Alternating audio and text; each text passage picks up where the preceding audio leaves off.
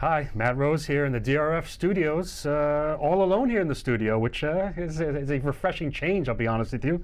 We're joined by Derick Giwner, who's calling in. It's nice of him to call, even though he's under quarantine or some sort of detention barn or something with some unspecified illness. But he's mustered enough energy to join us today. And we're going to talk about a couple stakes races over this weekend. The one at Yonkers Raceway. They have a big stakes card with the Yonkers Trot, Messenger Stake, Hudson Trot, Lady Maud. We're going to talk in detail about the $500,000 Messenger Stake. We're also going to talk about Mohegan Sun Pocono on Sunday, September 2nd. Has a big stakes card, and we'll talk about the Great Northeast Open Series final for the aged pacers going 1.25 miles. So an interesting twist here. But we'll start with the Messenger. Saturday, September 1st, race 7 on a race card at Yonkers Raceway.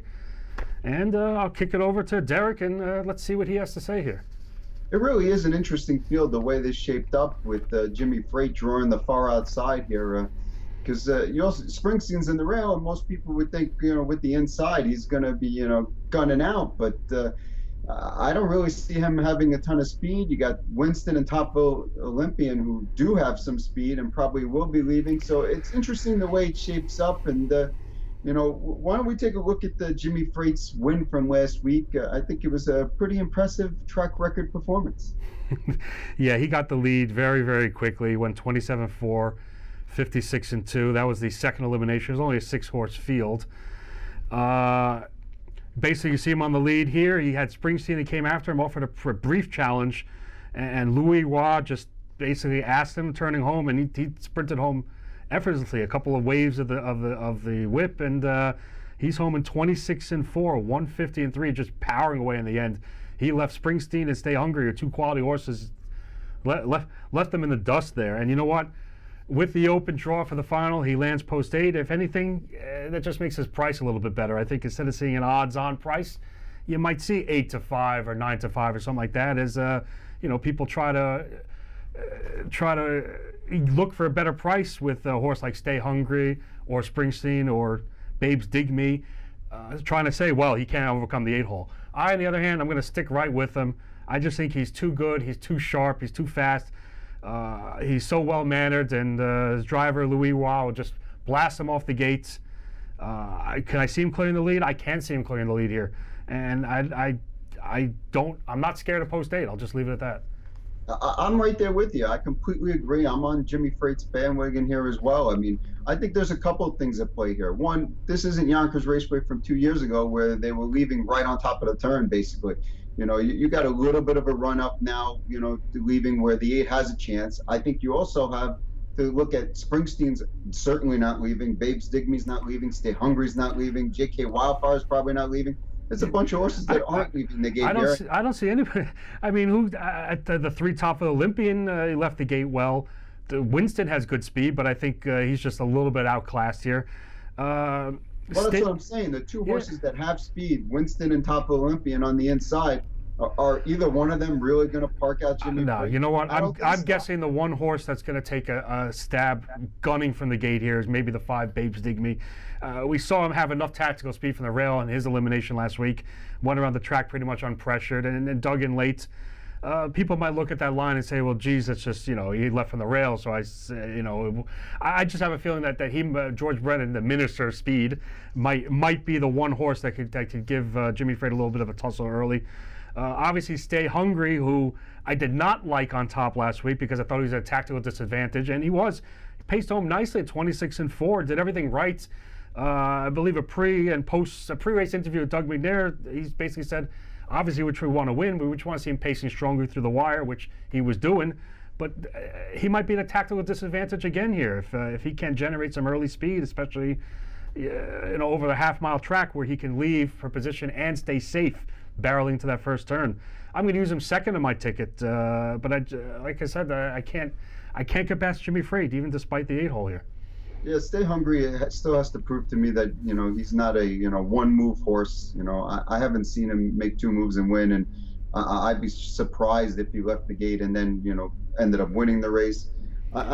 It's an interesting race. I'm not even using him for second, quite frankly. I'm looking at other long shots in here underneath Jimmy Freight. I think the 4 JK Wildfire could be an interesting one. From the Brett Pelling barn, we all know he can get a horse ready. I was really impressed with the effort he put in last week.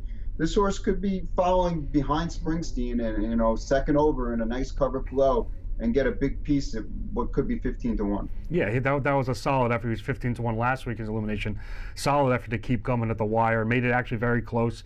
You mentioned Springsteen. I've referred to him as kind of like a Jekyll and Hyde horse throughout his career. Listen, his last 2 races at Yonkers, that was a good effort last week. But again, he got away a step slow. I don't know if that was by design with Sears playing it safe early on. We'll see if maybe he can generate enough early speed with a lucky rail draw yet again. Obviously, he's capable on his best day and with a smooth trip.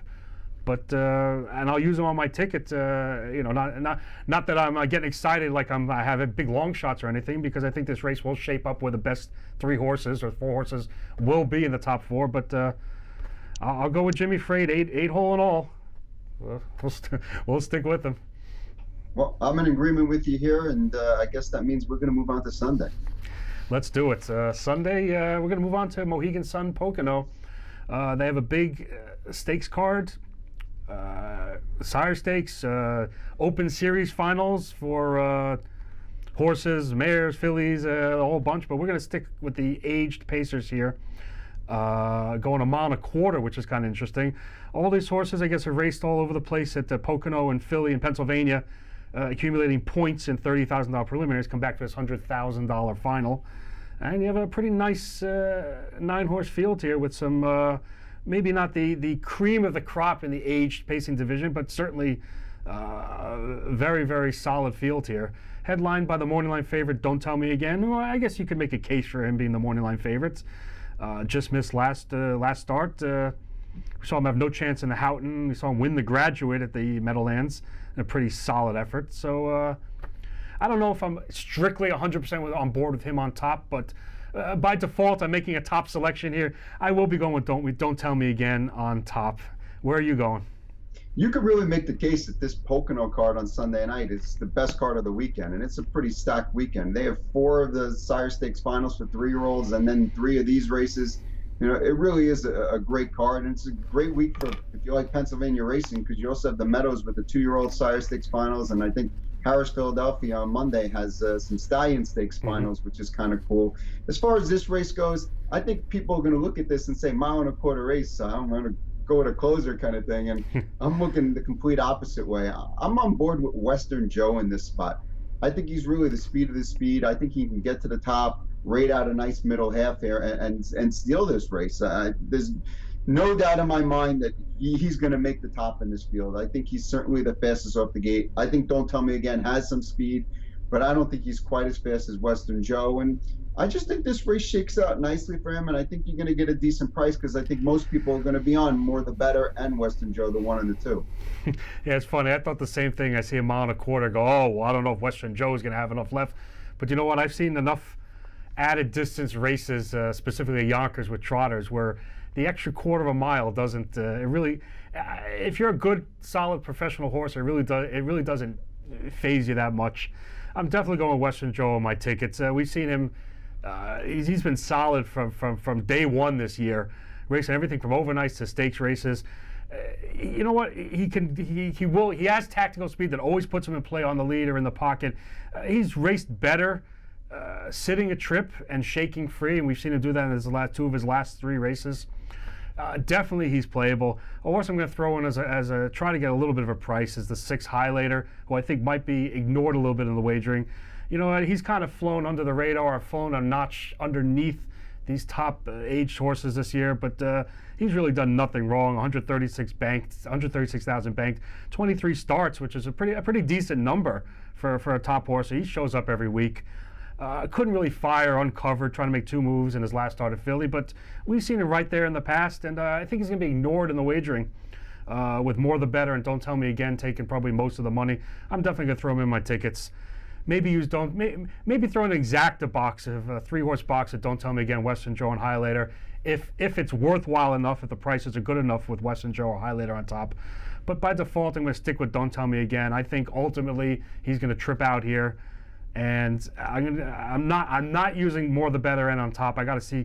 I have to see more from this horse, but there's no reason to go against Tim Tetrick, this horse, in a good spot in a big money race.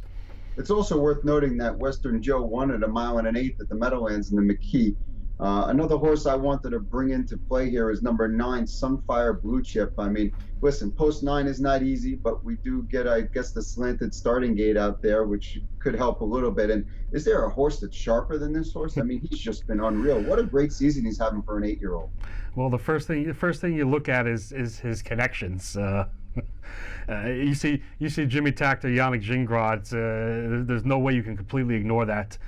You know what? He's been a good, solid overnight horse, and you know what? He's facing horses that have more experience with the better top-notch stock. Plus, he's got the 9-hole. I can see him trying to leave position. I think he just have to get lucky to shake free to make a second move. Look what he's done in this series, though. Win, second, second. I mean, every single week he's racing against these horses in this series, and he's right there. I mean, you got to be impressed by that. Absolutely. But just the downside is far outside, more accomplished horses, or at least recently, you know, this season, the last couple of seasons. But again, you see Takter Gingras. You know, when Takter Gingras beats you at a big price or a decent price, you end up just shaking your head or scratching your head. So I don't know. At 15 or 20 to 1, I want him on my ticket. Okay, go for it. That's the way I look at it. So Western Joe for me, and I think you said you're going with Don't Tell Me Again. Don't tell me again. Not exclusively on top, but yes, as my selection. And with any luck, I'll be in the studio next week to keep you warm and cozy. I can't wait. So that's a look at the harness spotlight for this weekend. Big race, big card at Yonkers Saturday, big card at Poconos Sunday. Good luck.